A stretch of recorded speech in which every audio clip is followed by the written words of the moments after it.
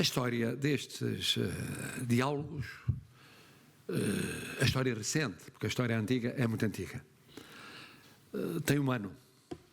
Há um ano falávamos precisamente do que fazer num momento que parecia um momento inevitável de decisão na sociedade portuguesa. A inevitável decisão porque vinha aí o plano de resiliência, da recuperação e resiliência, vinha aí o Portugal 2030, porque estava então pendente, e depois teria o epílogo que conhecemos, o orçamento para 2022, agora já aprovado, e porque se sentia que de facto se aproximava um momento de levar até ao fim as reflexões e passar à ação. Mas levar até ao fim as reflexões, logo então foi pensado, significava organizar uma última volta, se quisermos setorializada, ou de enfoques diversos, e distribuída por vários pontos do território nacional.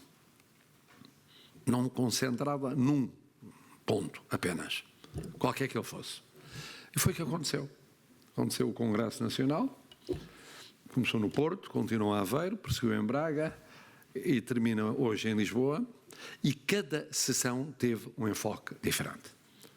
A realidade é a mesma, é uma realidade transversal, é uma realidade que infelizmente do ponto de vista macro dos indicadores conhecemos, cujo contexto se agravou por virtude de sucessivas crises. A pandemia foi a penúltima delas, a guerra que ainda se vive é a última delas. E cada vez que há uma crise de contornos globais e de incidência europeia, para além dos fatores estruturais portugueses e das crises mais acentuadas, no caso português, como aconteceu na chamada crise da Troika, mas de cada vez que existe, aumenta a dimensão quantitativa e agrava-se a situação qualitativa em termos de pobreza, de risco de pobreza e de transição do risco de pobreza para a pobreza. E a complexificação daquilo que é a pobreza. É cada vez mais complexo, como aliás aqui foi recordado, e mais difícil de permitir uma saída de uma situação de bloqueamento na vida de milhões de pessoas. Estamos a falar de 2 milhões, flutuando entre 1.800.000, 2.200.000, 2.300.000, 2.400.000, depende dos momentos críticos ou de desaceleração dos fatores críticos. Hoje estamos, finalmente, no fim da viragem. É feita a reflexão e foram muito claras as conclusões aqui apresentadas. Elas mostram o amadurecimento de um trabalho de muitos anos. Que não é apenas de uma equipa de pensadores. É de uma equipa que tem uma componente teórica, mas tem uma componente prática. E tem uma noção exata do terreno pisado. Ou, se quiserem, dos terrenos pisados. Ainda hoje, ao que sei, houve aqui testemunhos muito importantes, vejo agora que não cumprimentar a senhora vereadora que está ali, está bem? Testemunhos da Gulbenkian, por exemplo, das apostas da Gulbenkian com efeitos visíveis nesse fenómeno transversal e que são muito importantes, porque respeitam a setores sensíveis que integram a pobreza ou contribuem para acentuar ou mitigar a pobreza. Também houve o testemunho do município de Lisboa, de apostas que tenciona fazer no futuro imediato, com incidência neste tema, e portanto eu diria que, no entretanto, o Governo divulgou a versão definitiva da estratégia de combate à pobreza. Mais do que isso, anunciou traços fundamentais da orgânica concebida para, no plano mais transversal, como no plano executivo, lidar com os fatores críticos de intervenção imediata neste problema, que é mais do que um problema, é, de facto, um drama nacional. E, portanto, estamos no virar da página. E ao virar a página é bom que haja um consenso acerca daquilo que acabou de ser dito a propósito das recomendações da reunião de hoje, que de alguma maneira sintetizam no plano mais genérico e abstrato muito o que foi dito nas sessões anteriores. A necessidade de uma prioridade no combate à corrupção. Também aí houve a aprovação há poucos meses, há 6 meses, menos de 6 meses, de legislação pensada para alargar os instrumentos de combate à corrupção e a criação de uma instituição diferente daquelas que existiam para o combate à corrupção. E no momento do nascimento dessa instituição, precisamente eu chamei a atenção para um facto, convinha que ela convergisse com aquelas que já existem, com o Tribunal de Contas, com outras instituições que têm passado próximo, sendo que a nova instituição tem mais meios executivos, mas tem de conjugar a sua intervenção executiva com a de várias instituições que no plano jurisdicional, isto é, tribunais, como no plano da ação judiciária em geral, Ministério Público, como no plano fiscal, evasão fiscal, como no plano administrativo, são supostas terem um papel fundamental no combate à corrupção e à evasão fiscal. Outra recomendação importante que diz respeito, obviamente, ao papel da política fiscal na distribuição da riqueza, uma vez que, quer em sessões anteriores, quer hoje, ficou claro que a pobreza em si mesma, além de ser eticamente inaceitável, civicamente inaceitável, é um travão ao desenvolvimento global da comunidade. Portanto, é uma pura ilusão pensar que é uma parte da sociedade minoritária que pode avançar e que avança, e a sociedade como um todo avança, aumentando a mancha de pobreza nessa sociedade. Isso não existe. Isso é uma teoria inexistente. Inexistente. Quer dizer, o aumento ou a manutenção de uma mancha de pobreza irredutível é um travão ao desenvolvimento humano e a todo o desenvolvimento da comunidade. E de todos na comunidade. Se há minorias, procedentes, privilegiadas. Mas nós estamos a falar na comunidade como um todo e não em minorias procedentes privilegiadas. A terceira recomendação vai no mesmo sentido, que diz respeito às políticas de rendimentos. As políticas de rendimentos são fundamentais, como todas as políticas económicas, financeiras ou sociais, para o combate à pobreza. E a quarta, a que diz respeito ao papel da solidariedade social como um todo, ou das prestações sociais, como forma de intervenção em momentos críticos, em termos de curto prazo, e numa dimensão estrutural, a pensar no médio e longo prazo. São duas vertentes da mesma realidade. Uma mais grave, como tem acontecido com as crises que temos vivido, outra mais de fundo e que não pode ser apagada, esquecida pelas intervenções meramente conjunturais. Há um consenso, portanto, muito amplo. Eu fui acompanhando as várias sessões e vendo que havia uma linha lógica que se traduzia nestas recomendações e muitas outras que, sessão a sessão, se foram somando. Chegados aqui, havendo uma estratégia definida, e como foi acentuado, uma estratégia que é consensual e que é vivida por cada uma das várias instituições públicas e sociais de forma diversa, há que garantir que essa estratégia é mesmo global. É mesmo global. Porque senão cada uma das instituições tem a sua mini estratégia mas que se não concatena, não se conjuga com a estratégia global.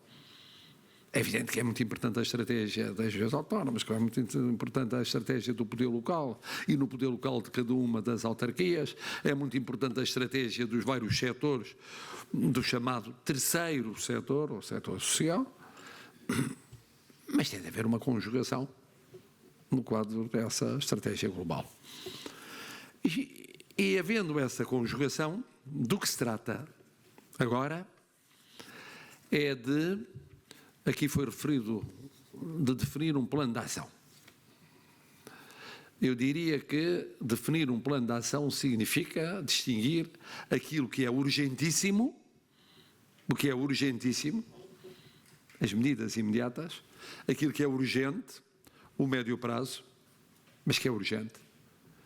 E depois aquilo que é grave, é fundamental, é ligeiramente menos urgente, sendo à sua maneira também premente do que o urgentíssimo e urgente. E nós sabemos que a aceleração temporal é terrível e sabemos sobretudo que os meios disponíveis, sobretudo os meios acrescidos disponíveis em termos públicos, têm prazos muito curtos. Muito curtos. Quando falamos do que é urgentíssimo e do que é urgente, estamos a falar no que termina amanhã, 2026, depois da manhã, 2027. Não se esgotam aí, naturalmente, os meios mobilizáveis, interna e externamente, para esta prioridade comunitária. Mas tem outra dimensão. E mesmo a estratégia definida pelo Governo é uma estratégia a 2030. 2030, estando nós já praticamente na segunda metade de 2022, significa pouco mais do que uma meia dúzia de anos. É impressionante a falta de tempo que temos para a envergadura da tarefa. E por isso eu disse, agora é tempo de virar a página. Quer isto dizer que não é importante continuar a refletir-se e a perceber-se que há problemas de fundo que estrangulam, dificultam, limitam o enfrentar da pobreza, o combate à pobreza? Não. Quer dizer é que as pessoas, em geral, as instituições, em geral, têm de ser mobilizadas para essa ação imediata. Para essa ação imediata. Senão, daqui por 3 ou 4 ou 5 diálogos, estaremos a falar sempre os mesmos, uma meia dúzia ou uma dúzia de pessoas. Todas as outras estão à espera daquilo que é conhecer o que se está a fazer ou que se tenciona a fazer para combater o flagelo da pobreza. E aqui temos logo uma primeira questão. Para mobilizar é preciso que os portugueses tenham a noção da realidade e da gravidade da realidade. De uma forma muito clara, muito transparente, muito objetiva. Porque a realidade é deles, é de nós todos. No meio de tantas solicitações e preocupações imediatas, perde-se a noção de que de cada vez que há um agravamento por causa de uma crise da situação, não apenas na sociedade portuguesa, mas agora pensemos na sociedade portuguesa, da situação de milhões de portugueses, não há noção que isso significa a rigidificação do núcleo duro da pobreza, a entrada de mais nesse núcleo duro, não compensados por esquemas de economia paralela que são mitigadoras, mas não compensam. E é cada vez mais difícil o rearranque. Cada vez mais difícil o rearranque. Aqui foi dito, a saída da pobreza para quantos? Crianças e jovens que caem em pobreza. A estratégia global aprovada aponta para até 2030 a redução em 600 mil portugueses daquela tal massa que anda à volta de 2 milhões no domínio da pobreza. e da qual tem havido uma flutuação de 200, 300 mil, conforme a dimensão das crises, ou os períodos de transitório crescimento económico e de mitigação da pobreza. 600 mil. Uma boa parte de crianças e jovens. E essa é uma dimensão particularmente dramática da pobreza e da não saída da pobreza para aqueles que nascem na pobreza, crescerão na pobreza, viverão depois na pobreza e provavelmente passarão o testemunho para mais 1, 2, 3, 4 gerações, ainda, na melhor das hipóteses, no limiar da pobreza, ou pouco acima do limiar da pobreza. Isto num momento em que vivemos cada vez mais, a imprevisibilidade é duplamente preocupante. Porque estamos a lidar com imprevisibilidade quanto à dimensão, por exemplo, desta crise pós-guerra, que mesmo significa a dimensão da guerra, a saída da guerra e as suas consequências. Portanto, não estamos a lidar sequer com parâmetros, com unidades paramétricas. O que nos falta é parâmetros, em termos de capacidade de previsão. Tal a sucessão de crises e a sobreposição de crises e os efeitos dessas crises acumuladas. E, portanto, eu diria que, primeiro e antes do mais, ter a noção da mobilização que é preciso fazer. Falar verdade e com transparência para que os portugueses, não para que acentuem os fatores depressivos que as crises sempre trazem consigo, mas que colham uma compreensão exata da dimensão dos desafios que estão pela frente. Depois é preciso dividir aquilo que é urgentíssimo daquilo que é urgente e daquilo que, porque mais estrutural e mais demorado, é mais complexo fazer. Por exemplo, obviamente é urgente introduzir alterações em domínios sensíveis que tocam a pobreza. O Serviço Nacional de Saúde. Ou, se quiserem, a saúde como um todo, como um bem público, em geral. Componentes do sistema educativo. Algumas componentes da solidariedade social, quando tem instituições pensadas para outro contexto e que têm de ser reajustadas em contexto completamente diferente.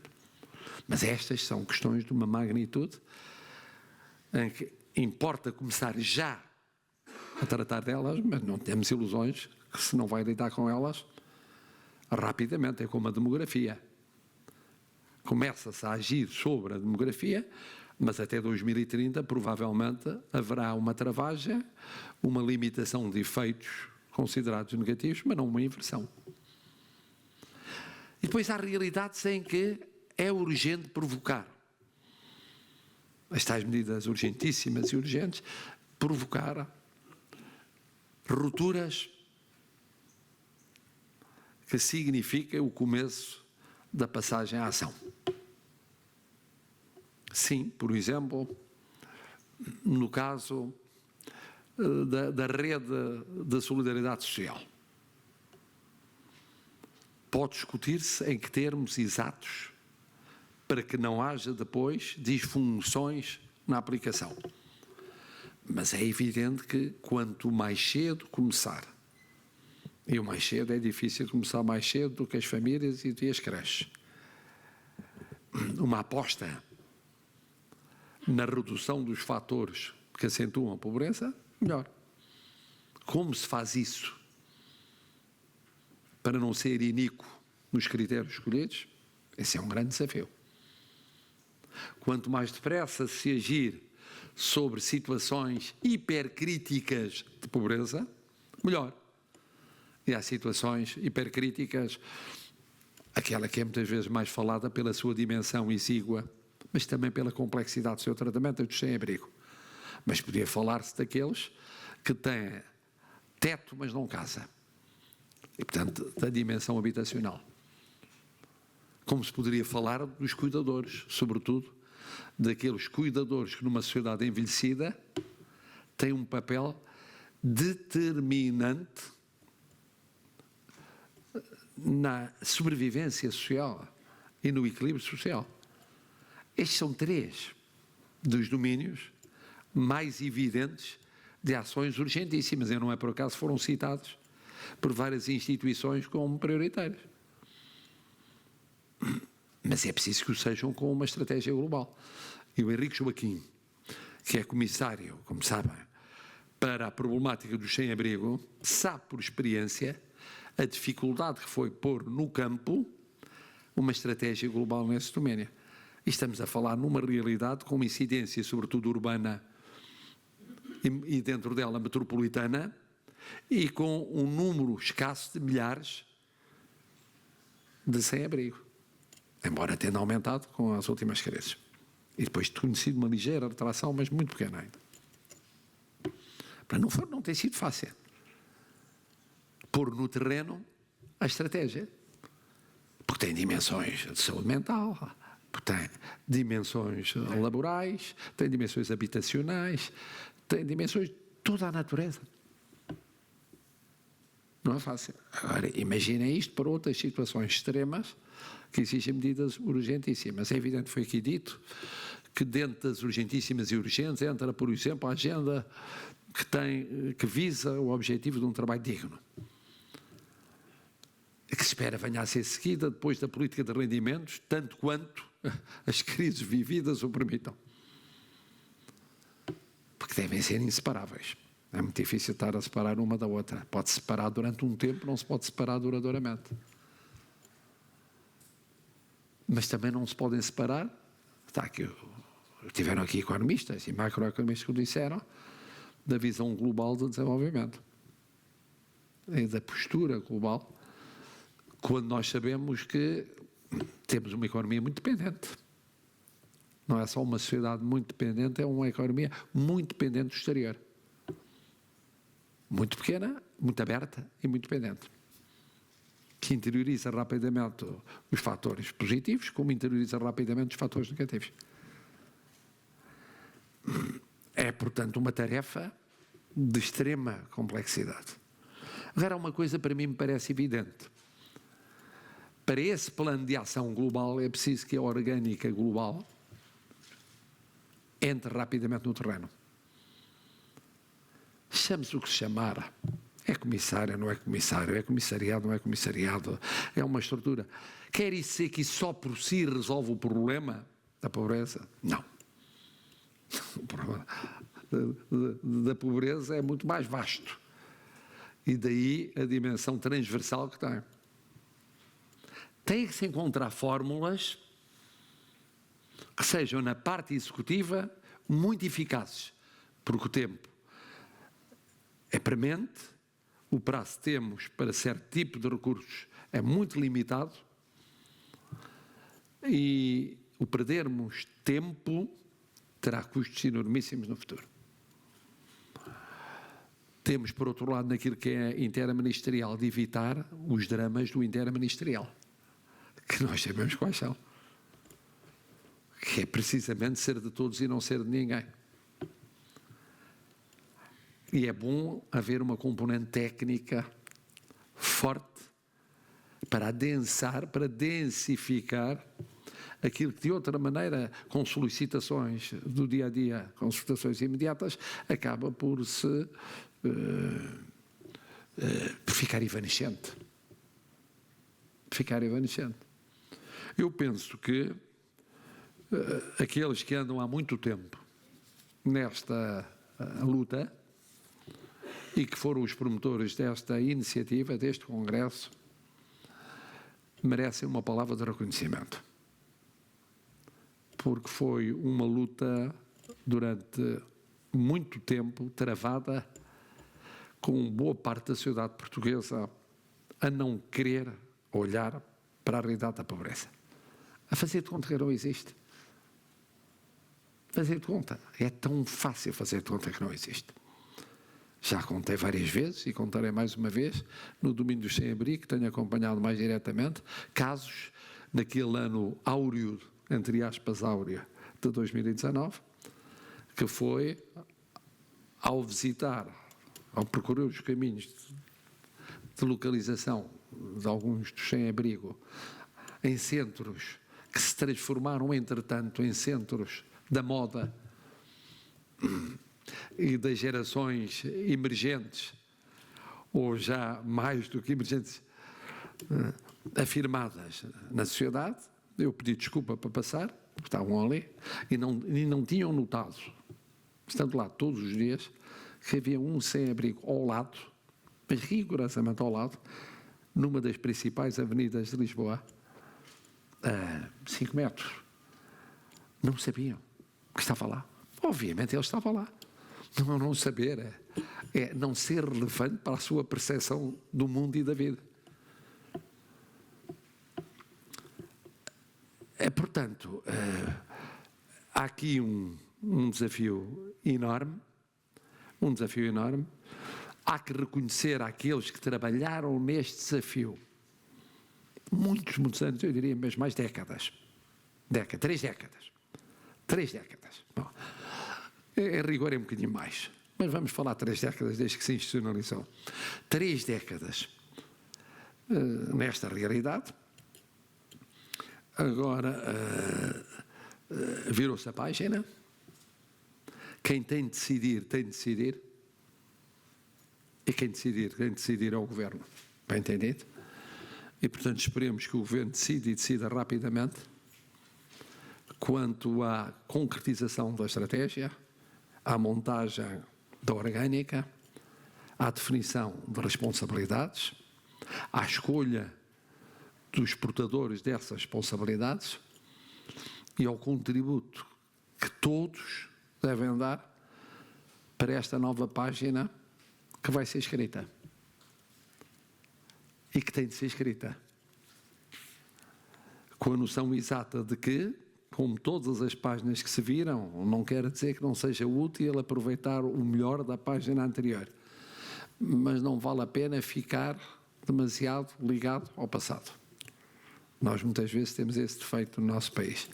Agora, o que os portugueses esperam é futuro. É um futuro condicionado por tantas circunstâncias que não controlamos, que ao menos aquelas que podemos controlar, controlemos. As que não podemos controlar, não podemos controlar. Agora, aquelas que podemos controlar, devemos controlá-las efetivamente.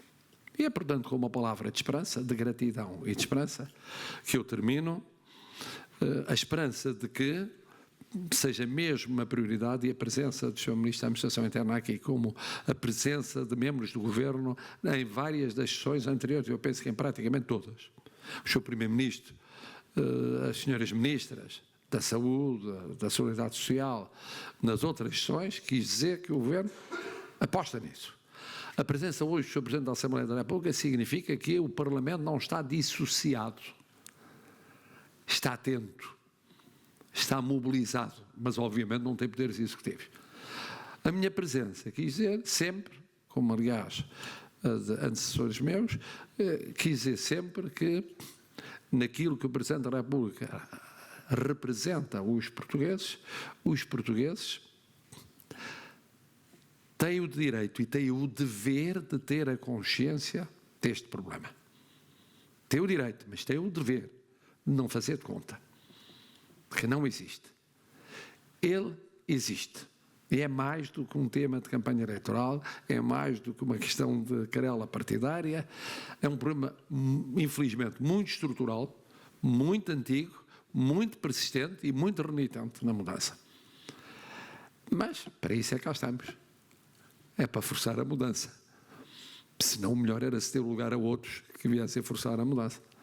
Portanto, eu espero que seja possível, de facto, da próxima vez, estarmos numa reunião com quem quer que venha a liderar o plano de ação e mais a integrar a sua estrutura a falar do plano de ação e a dizer, cá temos. Para 23 isto, para 24 isto, para 25 isto e até 2030 isto, essencialmente com objetivos a perseguir. Muito obrigado.